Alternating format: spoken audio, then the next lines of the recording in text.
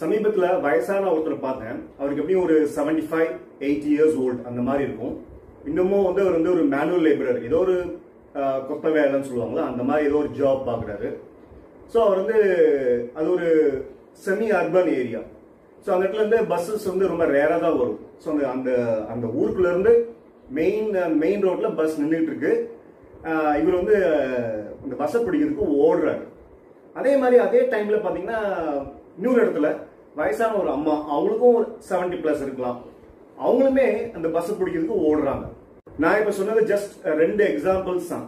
ஆனா அந்த manual labour பண்றவங்க இருக்காங்க பாத்தீங்களா, அந்த அக்ரிகல்ச்சர், இந்த பில்டிங் கன்ஸ்ட்ரக்ஷன் ஒர்க்ஸ், இந்த மாதிரி கண்டினியூஸா பிசிக்கல் ஆக்டிவிட்டி அதிகமா தேவைப்படுற அந்த ஜாப் எடுத்து பண்ணிட்டு இருக்காங்க பாத்தீங்களா, அவங்களுடைய ஃபிட்னஸ்லாம் வந்து நேச்சுரலா நல்லா பிரிசர்வ் ஆகுது ஏஜ் ஆகிறப்போ. நான் அதை பத்தி தான் மறுபடியும் பேசிட்டே இருக்கேன். ஏஜிங் ப்ராசஸ்ல நம்ம மூவ்மெண்ட்ஸை வந்து தக்க வைக்கணும். ஆனா ப்ரொஃபஷன் வரும்போது நிறைய கிளைண்ட்ஸ் நம்ம பார்க்குறோம். அவங்க நிறைய கிளைண்ட்ஸ் வந்து ஹைலி எஜுகேட்டடா இருக்கிறாங்க, சோஷியோ எக்கனாமிக் ஸ்டேட்டஸ்ல வந்து ரொம்ப ஹையா இருக்கிறாங்க.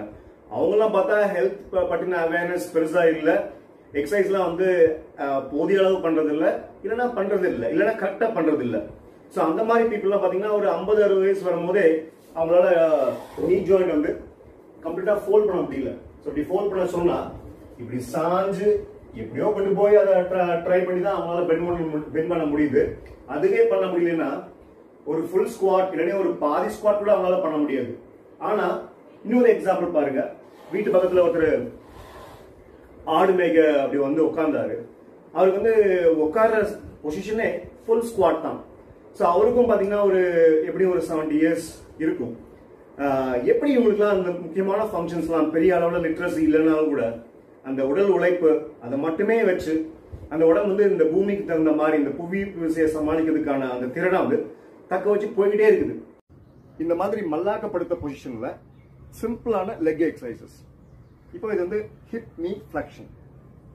இந்த கால் இப்படி இருக்கக்கூடாது, இப்படிதான் இருக்கும். இந்த கணுக்கால். ஸோ இந்த கையை வச்சு கொஞ்சம் நீங்க ப்ரெஷர் கொடுக்கணும். இந்த நீ போர்ஷன் செஸ்டை நோக்கி வரணும்.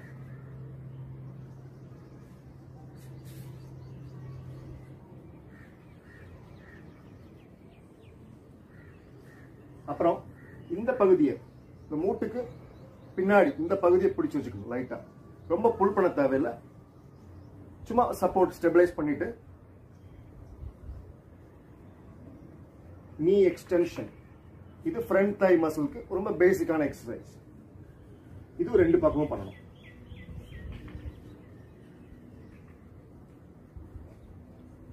இது பண்ணதுக்கு அப்புறம் இந்த லெக், ஸ்ட்ரைட் லெக் அப்படி வச்சுட்டு இந்த ஆங்கிள் மூவ்மெண்ட் பண்ணணும். இப்படி பண்ணும்போது இந்த ஹாம்ஸ்ட்ரிங் ஸ்ட்ரெச் கிடைக்கும், இந்த காஃப் மசிலுக்கு ஸ்ட்ரெச் கிடைக்கும். இது 2 பக்கமும் பண்ணணும்.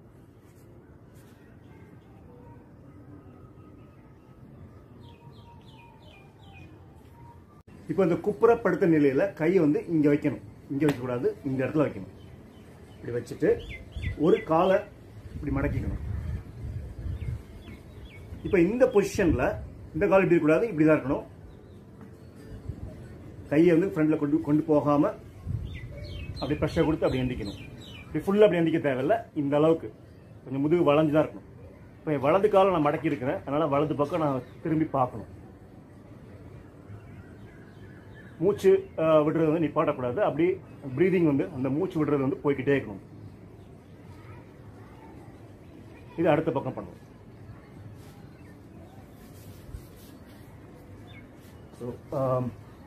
ஃபேஸ் டவுன் லைன் பொசிஷன், குப்புறப்படுத்திட்டு ஒரு காலை ஃப்ரண்ட்ல அப்படி வச்சுட்டு எந்திரிச்சு இப்போ இடது கால் மடக்கி வச்சிருக்கேன், அதனால இடது பக்கம் நான் திரும்பி பார்க்கணும். பிரீதிங், மூச்சு விடுறதை நிப்பாட்டக்கூடாது.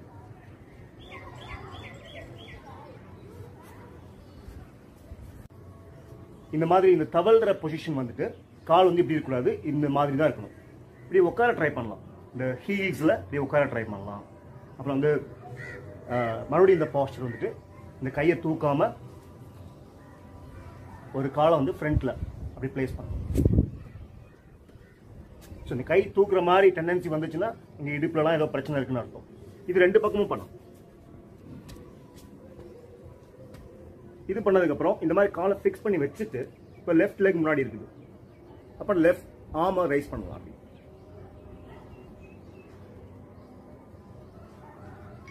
இதுவும் 2 பக்கம் பண்ணணும்.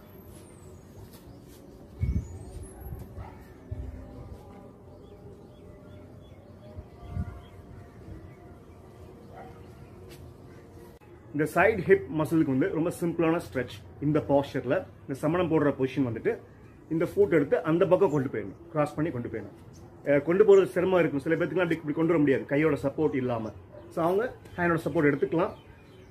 ஆனால் இப்போ வலது காலுக்கு நான் என்ன பண்ணணும், இடது கை இந்த எல்போ போர்ஷனை வச்சு இந்த மூட்டை இப்படி அழுத்தி பிடிச்சி அப்படி புல் பண்ணணும். இப்போ இந்த மூட்டை எங்கே மூவ் ஆகுது, என்னோட ஷோல்டர் நோக்கி மூவ் ஆகுது. இந்த ஹேண்ட் வந்து சப்போர்ட்டுக்கு இருக்கணும். இது 2 பக்கமும் பண்ணணும். ஸோ இந்த எல்போ வச்சு லாக் பண்ணி ப்ரெஷர்.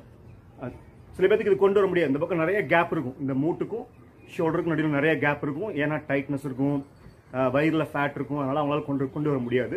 மேபி அவங்களுக்கு எக்ஸ்டர்னல் சப்போர்ட் தேவைப்படலாம். யாராவது ட்ரெயினர், யாராவது ஃப்ரெண்டு, கொலீக் யாராவது பக்கத்தில் ட்ரைனிங் பண்ணுறாங்கன்னா அவங்க ஜென்டலாக இந்த ப்ரெஷர் கொடுக்க ட்ரை பண்ணலாம்.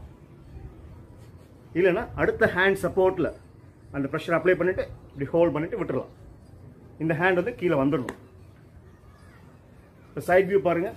இந்த ஸ்ட்ரெச்சில் முதுகு இப்படி இருக்கக்கூடாது, ஸ்ட்ரைட்டாக அப்படி இருக்கணும். இந்த மாதிரி ஒரு ஸ்டெப் எடுத்து வச்சுட்டு இந்த குதிகால் வந்து கிரவுண்டில் டச் ஆகக்கூடாது. இந்த காலோட குதிகால் பாருங்கள் இந்த மாதிரி லிஃப்ட் ஆகிருக்கா.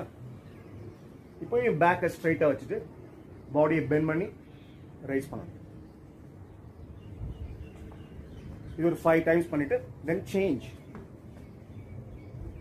இந்த குதிகால் ரைஸ் ஆகிருக்குது, பேக் ஸ்ட்ரைட்டாக இருக்குது, ஃபார்வர்ட் பெண்டிங் அண்ட் ரைஸ். அடுத்து வந்து இந்த காலோட பொசிஷன் வந்து இந்த மாதிரி வைடாக வச்சுட்டு இந்த மூட்டெல்லாம் மடக்கிக்கணும்.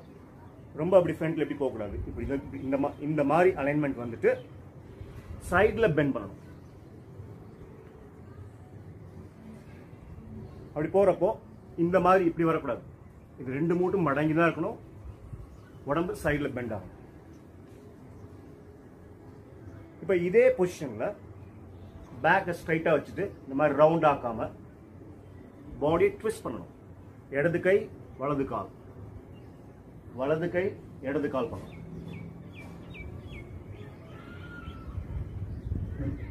Single leg balance. இது வந்து ஒரு 5 டைம்ஸ் கவுண்ட் பண்ணணும். 1 2 3 4 5. அப்புறம் சேஞ்ச் பண்ணி 1 2 3 4 5. இந்த சைட் வியூ பாருங்க. இந்த கால் வந்து இப்படி இருக்கக்கூடாது, இப்படி இருக்கக்கூடாது, இப்படி இருக்கணும். இந்த மாதிரி இருக்கணும்.